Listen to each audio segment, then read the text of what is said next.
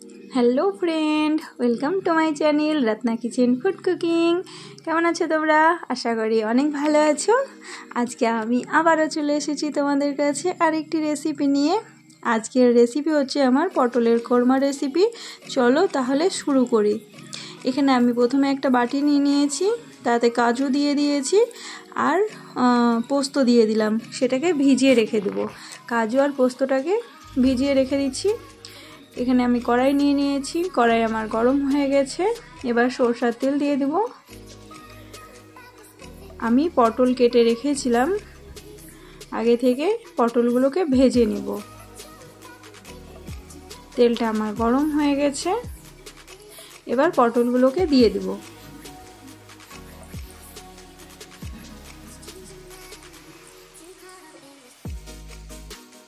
Please সবাই like করে দিও। অনেকে লাইক করতে ভুলে যাও, প্লিজ প্রথমে একটা লাইক করে দিও। এবার আমি পটলের উপর লবণ দিয়ে দিব আর হলুদ পাউডার দিয়ে দেব, দিয়ে ভালো করে ভেজে নিব।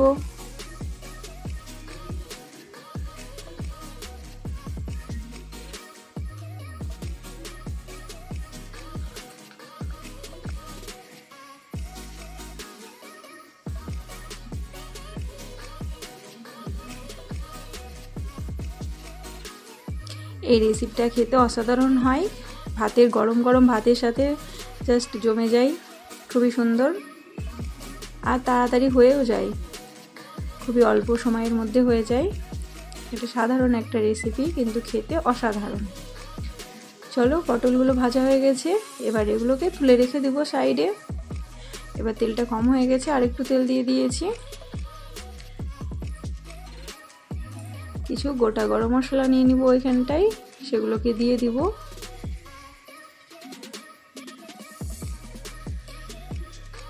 ভালো করে তেলে নেড়ে নিব গরম মশলাগুলোকে।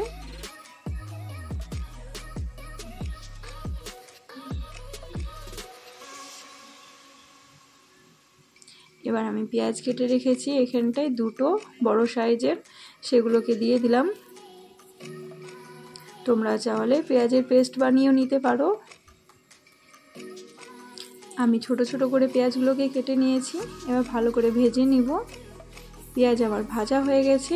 এখানটায় আমি আদা, কাঁচা লঙ্কা আর রসুন বেটে রেখেছি, সেটাকে দিয়ে দিলাম।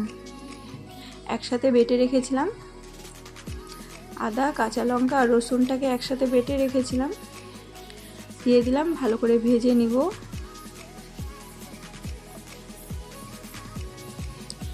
এবার একটা টমেটোর পেস্ট বানিয়ে রেখেছিলাম, সেটাকেও দিয়ে দিলাম।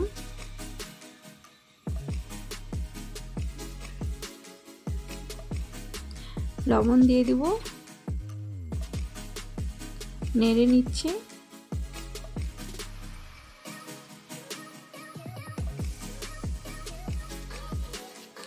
এবার একে একে গরম মশলাগুলো দিয়ে দেব।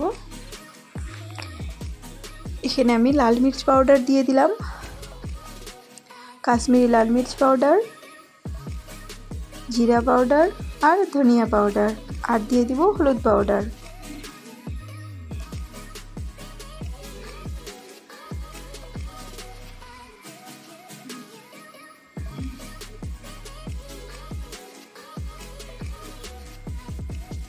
এবার ভালো করে মিশিয়ে নিব, দিয়ে মশলাটাকে ভালো করে ভেজে নিব।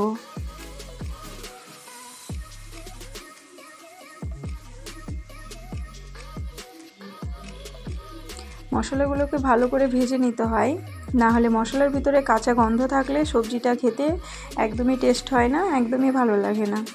ওই জন্য মশলাটাকে ভালো করে ভেজে নিতে হয়। মশলাটা আমার ভালো করে ভাজা হয়ে গেছে। এবার ভেজে রেখেছি পটলগুলোকে, সেগুলোকে দিয়ে দিব, ভালো করে মিশিয়ে নিব। এবার এখানে যে কাজু আর পোস্তটা ভিজিয়ে রেখেছিলাম, সেটার পেস্ট বানিয়ে নিয়েছি। এই সময় দিয়ে দিব কাজু আর পোস্তর পেস্টটা দিয়ে দিয়েছি। এবার ভালো করে নেড়ে নিব আবার।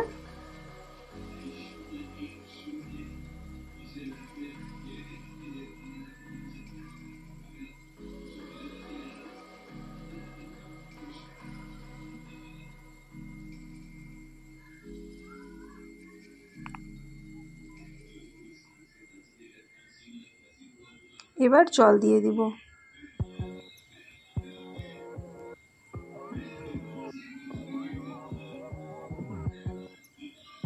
যতটা পরিমাণ জল লাগবে নিজের হিসাব মতন দিয়ে দিতে হবে। এবার ঢেকে রেখে দেব। আমি 10 মিনিট ঢেকে রেখে দিয়েছিলাম গ্যাসের ফ্লেমটাকে লো করে।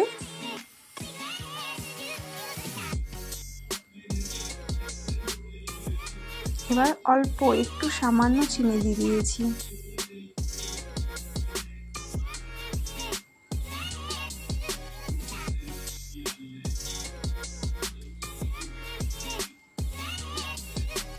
এখানে ধনিয়া পাতা দিয়ে দিয়েছি।